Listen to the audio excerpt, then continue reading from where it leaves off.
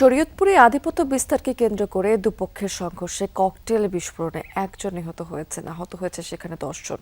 সোমবার সন্ধ্যায় জাজিরার লাউখোলা এলাকাতে এই ঘটনাটি ঘটেছে। নিহতের নাম মান্নান সর্দার। পুলিশ জানিয়েছে যে রেজাউল শিকদার এবং তমিজ খায়ের মধ্যে আধিপত্য বিস্তার নিয়ে পূর্ব বিরোধ ছিল।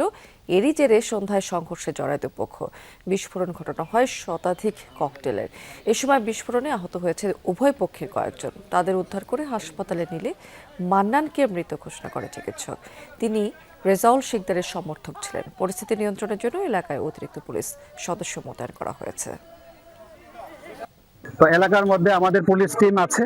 এলাকার পরিস্থিতি এখনো আমাদের নিয়ন্ত্রণে আছে। আর উক্ত ঘটনার সাথে যারা জড়িত আছে তাদের বিরুদ্ধে আমরা আইনগত প্রক্রিয়া চলমান আছে।